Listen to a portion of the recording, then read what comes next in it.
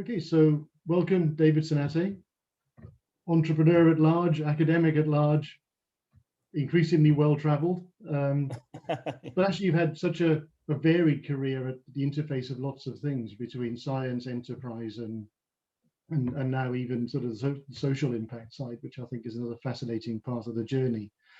But for everyone watching this, perhaps you could just explain your background a little bit. You'll do it far better than I will. Sure. So I'm Davidson Ateh, and I am an entrepreneur, I guess, a working entrepreneur. I run a small company called Biomoti that develops drugs for cancer. We're pursuing a lead for ovarian cancer. So as Tony said, I should probably go to the beginning. So I did a degree at Queen Mary, University of London in biomedical materials. And then I did a PhD at Queen Mary as well, at the IRC in biomedical materials. And that was in bioengineering. Essentially, we were developing a conductive polymer and growing cells on that for tissue engineering applications and bioreactors and things like that. And also using the fact that there were conductive polymers to be able to sense what the cells did. If we go further back, I'd done a third-year project actually in my degree in biodegradable composites, which was quite interesting. So there's like a bit of sustainability. So trying to build materials that could be used, say, by the car industry for car dashes, and that could then be taken and composted or disposed of in an environmentally friendly way. And that's going back, probably 20 years now. So after my degree, I joined Joe Martin's lab at this medical school of Queen Mary. So I was so good, Queen Mary never let me go as a postdoc. And we were working on an animal model of motor neuron degeneration, and there was an opportunity there, given my background in bioengineering, to use the mechanism she had discovered, which was these nerve cells taking up very large particles, and using that as a way to deliver drugs to cells. And that's when I actually started engaging with biomedical entrepreneurship properly. I was always interested in business. So even when I was doing my first degree at Queen Mary, I did do some evening classes down the road at Metropolitan University now, some business classes. So I was always interested in combining business with science, actually, right from a very young age. But, being able to work on a project that had the potential to become a company was really exciting. We were able to, at the time, an emphasis was being made by the research councils to get academics to translate the research. So not just blue sky research, although that's super important and many discoveries come from that. They wanted people to focus a little bit more on applications for whatever they're doing. So whenever they're submitting grants or whenever they're doing the 5-year research reviews and that sort of thing, there was a big emphasis on applicability to the world. So industrialization of research. So there were a lot of proof of concept grants available, and we're able to apply and succeed at getting quite a few of those, and essentially develop a very nice package within the university, all the way up to preclinical, so an animal model. And then we were able to go into the company, and that was actually done as well thanks to a grant from Innovate UK and match funding from angel investors. And that's how we were able to start off. And we've since raised, I think we've raised probably just under 2.5 million in total, academic grants and Innovate UK grants to the company, into partner companies, and also angel investment. Actually, relatively small amount of it is angel investment. I must say, I was quite surprised the other day as I was doing my cap table. I've forgotten how much I raised. But yeah, predominantly non-dilutive capital we've raised. I'm right now raising a new round, a larger round, so I'll be getting even more commercial funding, hopefully, to go forward. I guess that's how I got into it, Tony. Is there anything I've missed out? Or? No, I think it's obviously a journey or combining the science and business side that's interested you, from the word go. Do you think there are things that sort of stick in your mind now that kind of influenced your career decisions on the way? Absolutely. So spinning a company out, or to, Yeah, I think I'm on there's a nature versus nurture debate about entrepreneurship. Are you born an entrepreneur or can you become one? I lean slightly to the born an entrepreneur. So I think, and it doesn't have to be born entrepreneur. I think it's probably around leadership So some people are natural leaders, and some people take initiative. Some people, get on with it. And I think I was that kind of person. I would look around if I wanted to do something, find out how to do it.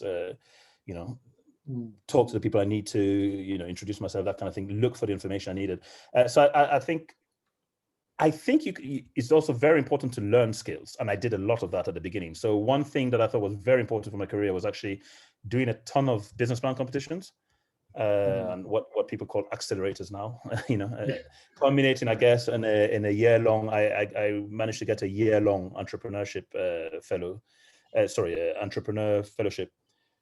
Enterprise Fellowship is what it's called, which was funded by Scottish Enterprise / BBSRC, actually run by the Royal Society of Edinburgh, the RSC, and I got it via the BBSRC strand. But you went up to Scotland over a year, so once a month for 3 days or so. Did some courses at the university. At the time, we were doing them at Strathclyde, at the Hunter Centre for Entrepreneurship there, which was part of the business school. And one of the key things was being able to meet people. So they make sure you get networked with people who've done this before. So being able to listen to their stories, being able to ask them questions, that was really invaluable. On top of the formal education around starting a company, legal aspects, accounting, or finances, all those sort of things. So it's important to get that, but I think you have to have a disposition to want to do it. And go that's for an interesting point, actually. It's you've got to want to do it, because you mentioned about doing the evening classes on the business side whilst you were doing your science day job. Yeah, before I had any idea in mind or anything like that. Yeah, I think it's that there has to be that sort of seed of appetite to want to go and do that. And exactly. And I guess that's, how was that viewed by your kind of academic professor and lab head? Was that would they rather you'd been in the lab all the time, or were they supportive of that? Oh, I was also in the lab all the time.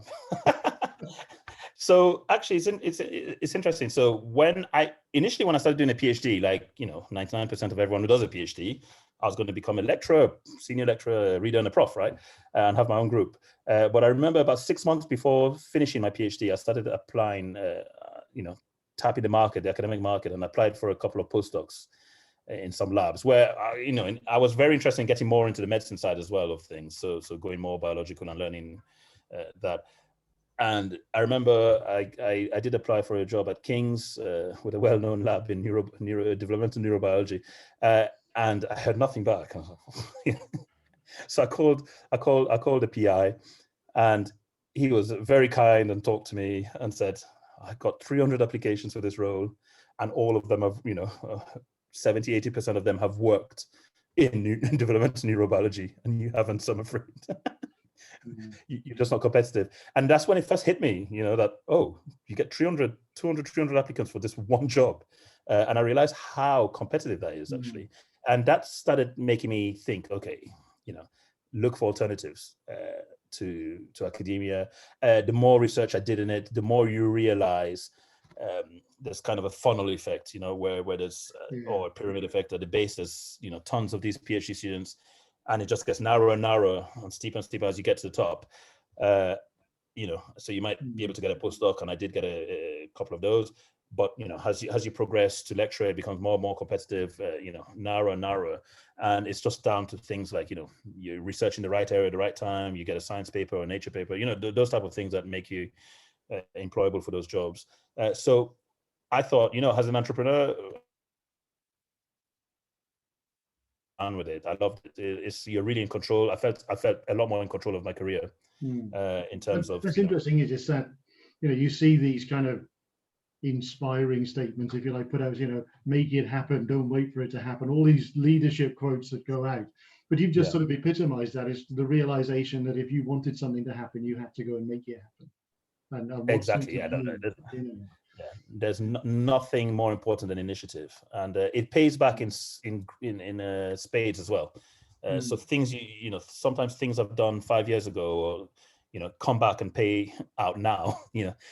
Somebody you might have met, taking the time to talk to, even though there was nothing important then. Suddenly they're in a position where you can now transact, but that relationship was important to have built over that amount of time. I think that's one of the elements. I mean, I'm biased, obviously, because I run a networking organization, but but B, I just like to network. So it's kind of often overlooked sometimes when you focus just on formal courses and connection, actually how important the people side of business is over that longer term where your network really Yes. comes into play. Exactly. It takes a long time to build your credibility. And if we're going to plug, we'll plug One Nucleus. That's one of the first networks I joined as a young postdoc when we hadn't even started the company, and it enabled me to go there. You know, obviously the first few meetings, you know, no one, you're shy, you're looking around the room and you're thinking, okay. And what I did was ask questions at every meeting. So I think people get to talk to me afterwards. Absolutely. You know, and I think but again, it's just that ability to put yourself on the radar. You know, everybody's career. You got to put yourself out there. Yes, you know, absolutely. It's almost a case of being in the right place to see the opportunities and people to see you. You know, absolutely. I mean, even our first investment in Biomoti, it was through Andrea Mika. He won't mind me talking about him, and he runs the fund at Oxford Technology Management. And I had met him I was pitching at I think Oxford, one of the Oxford fairs or something, and he asked me some questions after my pitch, and I had no idea he was an investor, and he viewed our technology as something that they could use with another technology he was working on from Surrey, and we were talking about that, and I had this conversation with him, and you know, a few weeks later we emailed. And nothing happened. And he got in touch and said, "Oh, so can we do this?" And I said, "Well, actually, I'm looking for funding right now, so I'll have to wait until we get funding to be able to try this idea out." And he said, "Oh, why didn't you say so? I run a fund." Happy coincidence. I've got some money. I know. So, you know, everyone you talk to could potentially be very important without you even realizing. And that is quite fundamental. Is treat everyone as a potential investor. You know, the basic human skills. You know, I always think there's a double-edged sword, you know, where you talk to people who aren't comfortable going into networking organizations. It doesn't come natural to most people. You just find your own way of dealing with it, I think. But, you know, you go in there and you can almost make people more nervous by saying everybody could be your next employer or everybody could. Oh, yeah. On the flip side, you know, you have got to guard against just looking at someone's name badge or they work for X, Y, or Z, they're of no use to me, because they could well be useful at some point. Exactly. And people move around in industry. That's so they might be working somewhere where they're no use to you now, but they might be used to you in 2-3 years, right? I mean, there's obviously only so many minutes and hours in a day. So, you know, sometimes some of this just happens serendipitously. You won't be able to speak to anyone. I mean, generally speaking, when I was doing, when we went for trade meetings and the like, you know, Bio Europe or whatever, I'll do a lot of research beforehand. And you know, look at everyone, make sure I try and get a meeting with you know, target people in advance. Or even if I was going to a One Nucleus evening talk, I'll look at the, you know, list of attendees, who's there, who I need to talk to, that sort of thing. And, you know, roam around. And so if you have a plan in advance, you know, and you know, don't just turn up and try and meet people. Try and see if you can get a list of attendees, do some homework, see who's who. Go into meetings, and I've always got a question in my mind before I go that's important to me today. And then I start looking at the delegate list to see who's the most likely person who can answer this question. Answer it. Exactly. And it's quite a selfish way of doing it in a sense, but that's key. I mean, I try and mix both, because I believe in serendipity as well, and things that's happening by mistake. So you got to leave room for that. But you know, if you should make sure there's always one or two people you want to talk to and try and talk to them. Sometimes you don't even manage to. They might just leave straight afterwards or something. Yeah, it happens, you know. But perfect planning prevents pathetic performance. 5 Ps. Well, you know, and I say you don't know. You know, everybody's got something that you don't know. Exactly. You know, and they bring something else to that conversation. I think and that's what makes it fun at the end of the day. It's learning about people. But when you look now in your sort of academic role, if you like, in research, and then the entrepreneur, chief exec, building your business and raising money, and then, you know, latterly, you know, we touched upon it just before we started the discussion, you know, now looking at Africa more and the opportunities and change that can happen there that is below the radar, perhaps. What are the transferable skills you say that you take? Because they get talked about a lot. Can you hear me? What's a transferable skill? You know, what have you taken with you along that journey? Okay, I missed a little bit before that. The internet connection is a bit weak here. No, I was just what saying, did you say just you've before? gone through these different roles, you know, sort of academic science, entrepreneurship, and now being, you're talking to me from Mauritius and looking at changing things and working with an African. Yeah, okay. Like. So you're talking about Africa just at the moment the internet went a bit wobbly. Yeah, but all of those, we get told a lot, Davidson, about transferable skills. And what are the transferable skills irrespective of those roles? Okay. Yeah. So, I mean, I think the main one is leadership. I think that's number one. So taking ownership of things, taking ownership of whatever the project is, and working out, I tend to be quite comfortable even wanting to do things I don't know anything about, because I will go and research it, learn everything I need to know about it, etc. I grew up in Africa, so I was born in the UK, and when I was 5 years old, my dad is Cameroonian. We moved to Cameroon with my Irish mum, and I grew up there until I was 18, so went to school there and the like. So I'm quite attached to the continent. And then I married a Mauritian. Now, Mauritius is a lot more stable at the moment than Cameroon is, so we're spending part of the year here now. And I am getting involved more and more with the startup scene here. So at the moment, I'm mainly learning. There's a lot going on that's really exciting, especially in the tech space, and extending into digital health and that sort of thing. Africa has this wonderful opportunity to be able to leapfrog and take on the latest technologies and skip things, like they skipped landlines essentially and went straight to mobile phones, that sort of thing. I am looking in Mauritius. There's a nice research. A small burgeoning research sector. So they've got some CROs who do animal work. They've got medical device companies. They've got a pharma company who manufactures here as well, tableting, that sort of thing.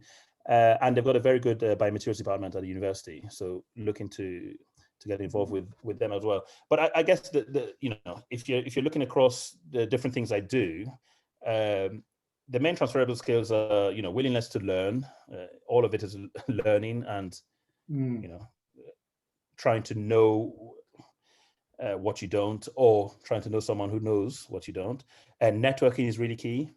So I've been coming to Mauritius for the last 15 years plus, and I've developed a small network here as well of people even in the sector, or people who are working in large groups that can finance companies, that sort of thing. I'm networking now a bit more with people on the continent as well. Getting to know the VC groups and people working in startups there. So networking is a real key transferable skill, and focus as well. So the idea is with Biomotive, for example, we have this platform that we can target to multiple cancers, but we're focusing on ovarian cancer because that's our best chance of success, I think. And it's quite tough trying to raise money as essentially a university. Spin out, we don't yet have any big VC backers or anything like that, but we've de-risked the technology significantly now, and most recently under an a large Innovate UK grant program, which told us, reaffirmed that ovarian cancer is the way for us to go. So focus is really important, I think. And again, if you think of if someone's working as an academic, they're focusing on a very specific project, right? They become an expert in a tiny little area of knowledge. So I think it's really transferable across. And did you mention basketball? Yeah, again, Yeah, I played basketball all my life. I played at school, university, and then I had a kid and I took a break for a long time, but I restarted again with a local club in Bromley. I'll plug them, quite an old club, 1856, I think the oldest club in England. But, again, was playing with them. They have 3 teams. So I played with the vets team for a while. But early on, I got involved, again, joined the committee and did many roles, voluntarily, volunteering type roles with them. And just 2 years ago, we started the junior section as well. So we didn't actually have a junior section. So now, we started taking kids in from 10 or all the way up to 18. And it progressed. Even a year later, we had a team in the National League, an under-18 team in the National League, with a couple of other coaches. We had some really talented kids from local schools who were quite good. So I've been doing that as well. And again, it's the same thing, just getting involved, focusing on, we really wanted to do the junior program, for example. We focused on that. We did what we needed to. There's a huge demand from parents. But things that come to mind for me is leadership, networking, focus. I think what and rings execution is actually, really important as well. as you've Operate. spoken about all of those things, Davidson, I think it's your drive and your passion for these things which motivates others around you. It's that you kind of, it's infectious at that point, because it really is, you've got a can-do attitude, therefore the people around you will believe that. And I think Yes, that is one of my big things. Is I really hate being in meetings with people who keep on saying, no, we can't do that. No, we can't do that. No, yes, we can. We just have to find a way to do it. You've got to find a way to do it. That's right. So when you look now, if you were to sort of look back, I guess, and what or who, I guess, do you find, who's inspired you over that time? So when I was a kid, I really liked Iron Man. Scientist, entrepreneur / whatever. Yeah. No. So, I mean, I'm not the kind of person who idolizes anyone. So I don't really have one person in mind, but I did read voraciously. So I even read Trump's book, The Art of the Deal, back in the day. I was too young to know someone else wrote it. And but it's you find inspiration with I would say going specifically starting by Emoti. One of the great things, and I've said it already, was being able to meet entrepreneurs who'd done it already, right? And them say what they did and things like that. So when I started, I purposely went and had chats with people like John Bird, Keith Powell, who became my chairman, Ken Powell, people who've taken research from academia or from an idea and created a company around it and sold it or whatever. John at Cioxis, John Beadle, people like that, really, I find those type of people inspirational. And being able to, and a lot of them will give you their time, which is I think there's lots of generosity out there. I think it's So something for your viewers or your listeners is, don't hesitate to write an email or contact someone. You'll be very surprised. Often they, it's harder probably in a cold introduction, but if you're at a meeting especially and you go up and talk to them, a lot of people are very helpful in the industry and will give their time to newbies. We'll listen to your idea and help point you right. It's up to you. When you speak to people, you got to realize though, you speak to hundreds of people. They all have different takes on what to do, but you as an entrepreneur have to kind of use a filter and interpret what you think you should do as well. But listening to all those different opinions allows you to judge or weigh what you'll often find the same message gets repeated, and that probably means it's very important, so you need to do that. That sort of thing. So, I also, when I first started, I must say I listened to a lot of Pharma TV, Finton, back in the day when he did that. So I listened to a lot of Pharma TV interviews, right? And you had the whole bank of them, right, from executives from all the pharmaceutical companies and the large biotechs. And I listened to the CFOs, to the CEOs, to the chief scientists, and that was a big education as well. I learned a lot from people, I think. I think most people do. I think you learn from other people doing things, saying things, and just observing. Yeah, no, exactly. And I wrote to Finton as well, because there was something missing in his interview. I said, there's nothing on early stage stuff. And he then invited me to the studio to do a program around early stage stuff. So there you go. There you go. So, I mean, I'm taking up lots of your time, I'm conscious, but I can just ask, if you were talking to your 23-year-old self now, what would be the one piece of advice you'd give them? 23. Had I finished my degree? I was still, don't bother with a PhD, buy a few flats, sell them in 20 years, you'll be fine. Or you want a serious answer? Well, I think, all advice is, you said, they have to process it, which is... to be honest, there are plenty of mistakes behind me, right? But I don't think I'll change anything, because you learn. That's how you learn. I think with Biomotive, for example, I think we're probably 3 years or 4 years behind where we should be. And that's just down to not having enough funding. Now, a lot of people and people I respect have advised me, if you're not able to raise the funding, we'll drop it and do something else. But because I'm fairly data driven and I'm fairly satisfied that the data we've got is very good. And every time we've had money to do the next experiment, it's panned out really well. So I just probably need to do a better job at convincing the right people. But you've got to back yourself, right? You got to back yourself. Yeah. And then you read, I read an interview by the guy who did Seattle Genetics. I forgot his name now, actually. But he, for years, he was knocking around doors and nothing happening, right? And now Seattle Genetics is what, 20 billion market cap or something, Absolutely. right? So, you know, although I'm told that's what's the bias? Success bias or something. So Yeah. you only hear about the guys who succeed doing it that way. You never hear about the guys who fail doing it that way. But yeah, if you know, I'm quite confident with where we are now. For example, we're going out, we're raising money. We've got quite a few subscribers now. We're getting kind of halfway to the point at which I want to get at the minimum. So I'm quite happy with that. But I've also decided personally to diversify a bit, so to do a bit more, so have a bit more of a portfolio of activities at this stage. So, you know, that's what I'm doing. And I guess, you know, I'll probably just tell my 23-year-old self, don't worry too much. Yeah, I guess it's, you know, I can't remember whose quote it was about the fact it'll be all right in the end, and if it's not all right, it's not the end yet. You know. Yeah, I think, you know, it'll always be an interesting career.